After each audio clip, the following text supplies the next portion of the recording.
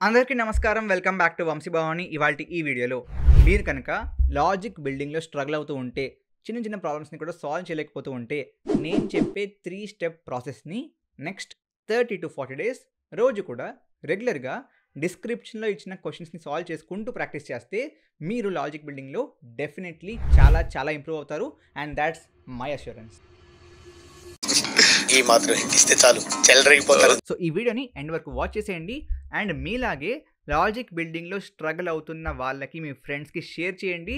ఎందుకంటే చాలామంది డీఎస్సీ నేర్చుకుందాం అని చెప్పి ప్రయత్నిస్తున్నా, లాజిక్ బిల్డింగ్ రాక అనవసరంగా కోర్సులు తీసుకున్నా, థియరిటికల్‌గా అర్థమైనా దాన్ని ఇంప్లిమెంట్ చేయలేకపోతున్నారు. యాక్చువల్ ప్లేస్‌మెంట్ క్వెషన్స్‌ని సాల్వ్ చేయలేకపోతున్నారు.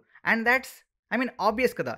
మీరు simple logical questions just conditionals and loops వాడి సాల్వ్ చేయగలిగే క్వెషన్స్‌ని సాల్వ్ చేయలేకపోతున్నారంటే, డీఎస్ఏ క్వెషన్స్ వేర్ మీరు ఒక స్పెసిఫిక్ స్ట్రక్చర్, ఒక స్పెసిఫిక్ అల్గోరిథంని చూస్ చేసుకొని సాల్వ్ చేయాలంటే ఇంకా కష్టమైపోతుంది. రైట్? కాబట్టి ఈ వీడియోని మీరు వాచ్ చేస్తే, నేను చెప్పే టిప్స్‌ని ఫాలో అవుతే, ఇచ్చిన క్వెషన్స్‌ని ప్రాక్టీస్ చేస్తే ఇంప్రూవ్ అవుతారు. ఒక్కసారి ఆ సార్ పేరు చెప్పండయ్యా. స్టెప్ నంబర్ 1 ఏంటంటే, మీరు ఏ క్వెషన్‌ని కూడా డైరెక్ట్‌గా చూసిన వెంటనే కోడ్‌లో సాల్వ్ చేద్దామనే ప్రయత్నాన్ని ఇవాల్టితో ఆపేయండి. ఈవెన్ నేను ఆఫ్టర్ 6-7 ఇయర్స్ ఆఫ్ ఎక్స్‌పీరియన్స్ ఇవాళ కూడా కోడింగ్ చేస్తున్నప్పుడు ఒక ప్రాబ్లమ్‌ని ఫస్ట్ ఆఫ్ ఆల్ డైరెక్ట్‌గా కోడ్‌లోకి జంప్ చేసి కోడ్ చెయ్యను. అలా చెయ్యకండి. రైట్? ఎందుకంటే when you are trying to code something డైరెక్ట్‌గా లెట్స్ సే ఒక నంబర్ ప్రైమ్ నంబరా కాదా? That's the question. Check if a number is prime and the input is some number, some integer, let's say positive integer. అది prima కాదా అని చెప్పాలి. Okay? Problem is simple. Right? కానీ మీరు దాన్ని డైరెక్ట్‌గా కోడ్‌ని వాడి సాల్వ్ చేద్దామని డైరెక్ట్‌గా మీరు అంటే కోడింగ్‌లోకి దిగిపోతే, మీరు ఒక ప్రోగ్రామింగ్ లాంగ్వేజ్‌తో మీ బ్రెయిన్‌ని కన్‌స్ట్రెయిన్ చేస్తున్నారు. లెట్స్ సే జావా వాడుతున్నారు ఆర్ సి వాడుతున్నారు. వాటెవర్ లాంగ్వేజ్ ఇట్ ఈస్, ఆ లాంగ్వేజ్‌తో మీ బ్రెయిన్‌ని కన్‌స్ట్రెయిన్ చేస్తున్నారు. అలా చేయకండి. సో ఎవ్రీ టైమ్ స్టార్టింగ్‌లో అయితే పెన్ అండ్ పేపర్‌తో లాజిక్‌ని పేపర్ మీద ఆలోచించండి. అలవాటైపోతే ఇవాళ ఐ డోంట్ డూ థాట్. మీరు డైరెక్ట్‌గా బ్రెయిన్‌లో ఆలోచించొచ్చు. బట్ ఆలోచించిన తర్వాత జస్ట్ ఒక థాట్, ఒక లాజిక్ వచ్చిన తర్వాతే దాన్ని ఒక లాంగ్వేజ్‌లో ఇంప్లిమెంట్ చేయండి. Let's take the same example. Right? Check if a number is prime are not. నేను మిమ్మల్ని డైరెక్ట్‌గా బాబు 2 అనే నంబర్ ప్రైమా కాదా? 4 అనే నంబర్ ప్రైమా కాదా? 7 అనే నంబర్ ప్రైమా కాదా? 20 అనే నంబర్ ప్రైమా కాదా? అడుగుతున్నప్పుడు మీరేం చేస్తారు? What is your thought process? What is the prime number guys? A number which is only divisible by 1 and it self. Right? Let's take 4 as an example. ఇప్పుడు 4 అనే నంబర్ని మీరు 1 నుంచి 4 దాకా 1, 2, 3, 4 అన్నిటితో డివైడ్ చేసుకుంటూ వెళ్తే మీకు 1తో డివైడ్ అవుతుంది, 2తో డివైడ్ అవుతుంది, 3తో అవ్వట్లేదు, 4తో అవుతుంది. 4 అండ్ 1 ఫైన్. బట్ 2తో అయింది కాబట్టి 4 ప్రైమ్ కాదు. Let's take 7. 1, 2, 3, 4, 5, 6, 7. ఇక్కడ 1 అండ్ ఆ నంబర్ ఇట్ సెల్ఫ్ 7తో తప్ప మిగతా ఏ నంబర్తోనూ డివిజిబుల్ అవ్వట్లేదు. డివైడ్ చేస్తే మీకు ఇంటీజర్ ఆన్సర్ రావట్లేదు. అవునా కాదా? కాబట్టి 7 is what? 7 is a prime number. So ఇక్కడ లాజిక్ ఏంటి? సింపుల్. మీరు ఈ విధంగా పేపర్‌లో సాల్వ్ చేసినప్పుడు, ఒక ప్రాబ్లమ్‌ని యాక్చువల్‌గా పేపర్‌లో సాల్వ్ చేస్తున్నప్పుడు వాడే లాజిక్ ఏదైతే ఉందో దాని తర్వాత కోడ్‌లో కన్వర్ట్ చేయండి. ఇక్కడ లాజిక్ ఏంటి? సింపుల్. 1 నుంచి ఆ ఇచ్చిన నంబర్ x దాకా ప్రతి నంబర్‌ని బేసిక్‌గా ఇచ్చిన నంబర్ xతో డివైడ్ చేయండి. 1 అండ్ x కాకుండా ఇంకొక నంబర్ దేనితో అయినా డివైడ్ అవుతే ఇట్స్ నాట్ అ ప్రైమ్, లేకపోతే ప్రైమ్. రైట్? నౌ ఇక్కడ మీరేం చేస్తున్నారు? కంటిన్యూయస్‌గా జస్ట్ డివైడ్ చేస్తున్నారు విత్ సమ్ నంబర్. అంటే చేస్తున్న పనినే మళ్ళీ చేస్తున్నారు. రిపీట్ చేస్తున్నారు. అవునా? అండ్ ఫైనల్‌గా బేసిక్‌గా అది ఒకవేళ 1 అండ్ ఇట్ సెల్ఫ్ కాకుండా ఇంకొక నంబర్‌తో డివైడ్ అయితే ఇట్స్ నాట్ అ ప్రైమ్, లేకపోతే ప్రైమ్. అక్కడేమో కండిషన్ వాడుతున్నారు. సో ఆ విధంగా లాజిక్‌ని తర్వాత కండిషనల్స్ అండ్ లూప్స్‌లోకి కన్వర్ట్ చేయండి. సో మీరు ఆ డివిజన్ ప్రాసెస్‌ని ఏం చేస్తున్నారు? రిపీట్ చేస్తున్నారు. కాబట్టి లూప్ కావాలి. ఫైనల్‌గా ఏం చేస్తున్నారు? ఇది 1 అండ్ ఇట్ సెల్ఫ్ కాకుండా వేరే నంబర్‌తో డివైడ్ అయిందా అవ్వలేదా? కండిషన్ చెక్ చేస్తున్నారు. కాబట్టి ఏం కావాలి? ఇఫ్ ఎల్స్‌లు కావాలి, కండిషనల్స్ కావాలి. So it's all the game of conditionals and loops. బేసిక్‌గా నేను ఈ పాయింట్‌ని చాలా సార్లు అక్రాస్ యూట్యూబ్ అండ్ ఇన్‌స్టా చెప్పాను. ఏ ప్రాబ్లమ్ అయినా సరే, irrespective of what it is, ప్రతి ప్రాబ్లమ్ని మీరు కేవలం కండిషనల్స్, లూప్స్ అండ్ కొన్ని కేసెస్లో ఫంక్షన్స్ని వాడి సాల్వ్ చేయొచ్చు. ఫంక్షన్స్ కూడా ఎందుకు అంటున్నాను అంటే బికాస్ కొన్నిసార్లు మీరు ఫంక్షన్స్లోని రికర్షన్ని వాడి కూడా లూప్ చేయొచ్చు. So it's all about looping and checking some conditions. So that brings to my second step. ఎప్పుడు కూడా మీకు అసలు ప్రోగ్రామింగ్ తెలియదు, ప్రోగ్రామింగ్ అంటే ఏంటో తెలీదు అనే ఫేజ్లో ఆలోచించుకుంటూ పేపర్ మీద సాల్వ్ చేశాక దాన్ని కోడ్లో కన్వర్ట్ చేయడానికి always think in terms of loops and conditionals. This is really simple అండి. లూప్ కానీ కండిషనల్ కానీ మీకు సింటాక్స్ ఆర్ కాన్సెప్ట్ థియరిటికల్గా అర్థం కాకపోతే మళ్ళీ నేర్చుకోండి. థియరిటికల్గా, కాన్సెప్చువల్గా మీకు లూప్స్ అండ్ కండిషనల్స్ అర్థం కాకపోతే ఎప్పటికీ మీరు ఒక నార్మల్ ప్రాబ్లమ్ని లూప్స్ అండ్ కండిషనల్స్లోకి కన్వర్ట్ చేయలేరు.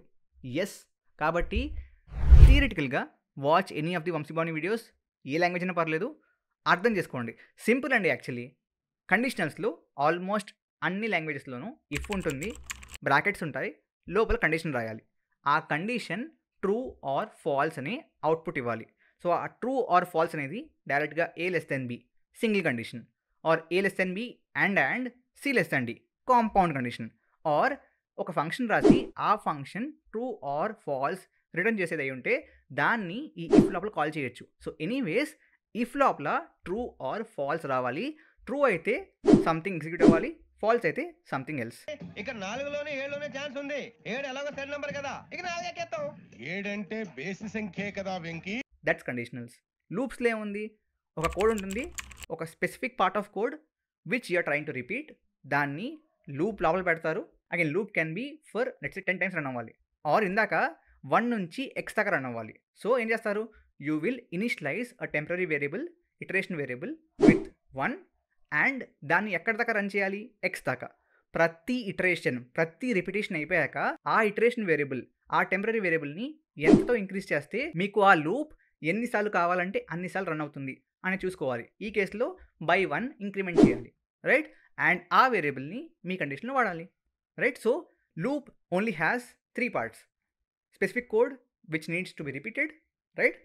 ఆ తర్వాత initialisation of the iteration variable and then increment are decrement are in fact modification of the iteration variable. అంతే, అంతకుమించి ఏం లేదు, రైట్? బట్ అర్థం కాకపోతే, కొత్త అయితే ఆబ్వియస్ అర్థం కాకపోవచ్చు ఇంత సింపుల్ ఎక్స్ప్లెనేషన్తో. So watch the videos on వంశీభావని or any YouTube channel about loops and conditionals, understand break and continue also, and you're good. That's step 2. So convert a problem on paper to loops and conditionals. So programming languages అనే point వచ్చింది కాబట్టి చాలా ఇన్స్టిట్యూట్స్లో బయట మీకు just programming languages నేర్పించేసి మీకు ఏదో placement వచ్చేస్తేనే buildup ఇస్తున్నారు, right? But రాదు అలా. ఎస్పెషలీ ప్రోడక్ట్ బేస్డ్ కంపెనీస్లో అయితే అస్సలు రాదు. బట్ ఈ ఇన్నోమాటిక్స్ అనే ఇన్స్టిట్యూట్ వాళ్ళు ఐటీ స్కాలర్స్ అనే ప్రోగ్రామ్ తీసుకొచ్చారంట. ఈ ప్రోగ్రామ్ డ్యూరేషన్ వచ్చేసి minimum 6 months to a maximum of 9 months అంట. ఈ ప్రోగ్రామ్కి BE and BTech 2nd and 3rd years మాత్రమే ఎలిజిబుల్ అంట. ఇందాక చెప్పినట్లు మీరు ప్రోడక్ట్ బేస్డ్ కంపెనీస్ని క్రాక్ చేసి మంచి శాలరీస్ పొందాలి అంటే ఓన్లీ స్పెసిఫిక్ లాంగ్వేజెస్ నేర్చుకుంటే సరిపోదు. కాబట్టి వీళ్ళు ఏం చేస్తున్నారంటే along with that knowledge DSC నేర్పిస్తున్నారు.